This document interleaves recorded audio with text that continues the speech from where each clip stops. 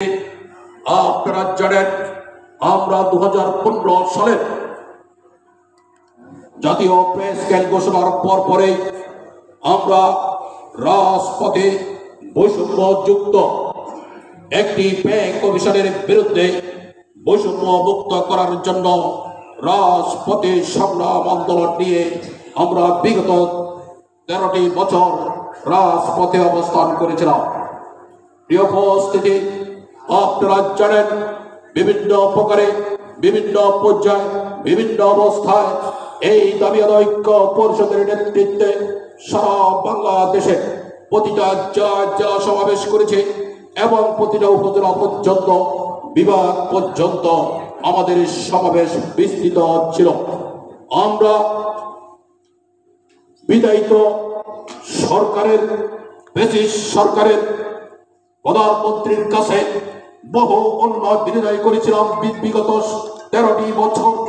কারণ যে বৈষম্যযুক্ত একটি ব্যয় কমিশন গঠন করেছিল 2015 সালে, পৃথিবীর ইতিহাসে এই ন্যাক্কারজনক ব্যয় কমিশন আমরা আর কেউ দৃষ্টান্ত দিতে পারবে না। যে ব্যয় কমিশনে প্রায় 70,000 টাকা একজন কর্মচারীর সাথে বেতনের বৈষম্য রয়েছিল। আপনারা জানেন বেতন বৈষম্য আকাশচুম্বী করার পরেও বিগত 13 বছর প্রতিটা 6 মাস অন্তর অন্তর আমাদের মুদ্রাস্ফীতির মতো বিষয়টি ঘটেছিল। শুধু তাই নয়, বাজার কোনো অবস্থাতে সিন্ডিকেট থেকে সেই ব্রিটিশ সরকার কোনো অবস্থাতে মুক্ত করতে পারে নাই। যেই বেতন 8,200 টাকা দিয়ে সর্বোচ্চ 15,000 টাকার উপরে নয় আমরা বেতন গ্রহণ করেছি। দুর্বিষহ জীবন আমাদের অতিবাহিত হয়েছে এবং এখনো চলছে। প্রিয় ভাই ও বোনেরা, আপনারা জানেন একটা দেশের মার্কেটে যদি 70,000 টাকার ব্যবধানে কোন কর্মচারী বাজার করতে চায় তাহলে তার ফ্যামিলি 2 সন্তানের পড়াশোনা, বৃদ্ধ পিতামাতার চিকিৎসা সহ 6 সদস্য পরিবার কিভাবে জীবন যাপন করেছে বিগত এই 13টি বছর শুধু আল্লাহ জানেন, আর যারা ভুক্তভোগী তারাই জানেন। আমি বিশ্ববিদ্যালয়ের ইফতার মাহফিলে বলেছিলাম যে এই বছর কর্মচারী সমাজের সন্তানেরা তারা সঠিকভাবে করতে পারবে না, তার পিতামাতা তাদের জন্য সে ঈদের খুশি দেওয়ার অক্ষমতার মধ্যে রয়েছে। প্রিয় উপস্থিতি, আমরা এখনো বলতেছি আমরা এই সরকার অন্তর্বর্তী সরকারের 7 মাস চলছে। ডক্টর ইউনূসের অন্তর্বর্তী উপদেষ্টা কমিটির কাছে বারবার আমরা লিখিতভাবে আন্দোলন সংগ্রামের মাধ্যমে আমরা লিখিত দাবি বাস্তবায়ন করার জন্য আমরা আবেদন করেছি। সেই আবেদন এখন পর্যন্ত আমরা কোনো সাড়া পাইনি।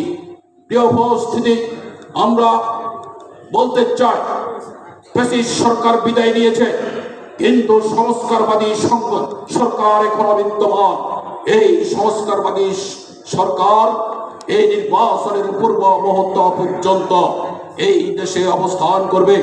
আমরা বলেছি আপনারা দ্রুততম সময়ের মধ্যে এই কর্মচারী সমাজকে বাঁচিয়ে রাখার জন্য আমাদেরকে অন্তর্বর্তী সময়ের মধ্যে আমাদের 50% মহার্ঘতা ঘোষণা করুন। এবং আমরা চাচ্ছি যদি ব্যয় কমিশন নাও দিতে পারেন, ব্যয় কমিশন গঠন করতে আপনারা পারবেন। অনতি বিলম্বে ব্যয় কমিশন গঠন করে ব্যয় কমিশনের কার্যক্রম শুরু করার জন্য আমরা ডক্টর ইউনূস সরকারের উপদেষ্টা পরিষদের কাছে নিবেদন করেছি। উপস্থিতি, আপনারা আরো ভালো জানেন যদি এই ডক্টর ইউনূস সরকারের অন্তর্বর্তী সরকার এই ঈদের পূর্বে আমাদের ডিমান্ড মোতাবেক আমাদের দাবি মোতাবেক যদি কোনো ঘোষণা না প্রদান করে আমরা বসে থাকতে পারবো না। ঈদের পরে আমরা কঠিন থেকে কঠিন কর্মসূচি নিয়ে রাজপথে অবস্থান করতে হবে। কারণ আমাদের পেটে ক্ষুধা, আমাদের পিঠে দেয়াল, আমরা আর পিছনে যাওয়ার সুযোগ নেই। আমাদের পেটে ক্ষুধা নিবারণ করতে হবে। আপনারা জানেন, একটি বাঘ যখন ক্ষুধা লাগে তখন তার সন্তান পর্যন্ত ভক্ষণ করতে দ্বিধা করে না। অতএব ডক্টর ইউনূস সাহেব, আপনার উপদেষ্টা পরিষদ সাবধানতা করছে, পেটে ক্ষুধা রয়েছে আমাদের, অনতি বিলম্বে দাবি আদায়ের ঐক্য পরিষদের এই কর্মচারীদের দাবির বিষয়টি অনতি বিলম্বে ঘোষণা করে আগুন নিভাবার জন্য ব্যবস্থা করেন। অন্যথায় কেউ রক্ষা পাবে না, কাউকে ছাড় দেওয়া হবে না। প্রিয় ভাই ও বোনেরা, আজকে দাবি আদায় ঐক্য পরিষদ, এই দাবি আদায় ঐক্য পরিষদের সকল পর্যায়ের নেতা, আমাদের সমন্বয়ক, সহকারী সমন্বয়ক পর্যন্ত যারা আছে, অতীতের নেতৃত্বের মধ্যে কোনো দোষ থাকতে পারে, ত্রুটি থাকতে পারে, এদের মধ্যে কোনো ত্রুটি নেই, এদের মধ্যে কোনো সমঝোতা নেই, এদের মধ্যে কোনো কার্পণতা নেই। আমাদেরকে বাধ্য করা হয়েছিল ব্রিটিশ সরকারের সেই প্রশাসন বাহিনী আমাদেরকে আমাদের মহাসমাবেশ আমাদেরকে বন্ধ করতে, তারা বন্ধ করেছিল জোরপূর্বক। আমাদের এই জাতীয় নেতৃবৃন্দকে আমাদেরকে একটা প্রকোষ্ঠে আমাদেরকে আটকিয়ে রেখে। প্রিয় উপস্থিতি, আমি এই রোজার মধ্যে আমার বক্তব্য আর বাড়াতে চাই না। আমি অবিলম্বে আমাদের এই ক্ষুধার কথা আমাদের ডক্টর ইউনূস সাহেব জানেন। অবিলম্বে 50% মহার্ঘভাতা ঘোষণা এবং আমাদের ব্যয় কমিশন ঘোষণার আমরা আহ্বান করছি এই ঈদের পূর্বে। অন্যথায় আমরা আমাদের সেই সুনির্দিষ্ট আন্দোলন নিয়ে মাঠে চলে যাব।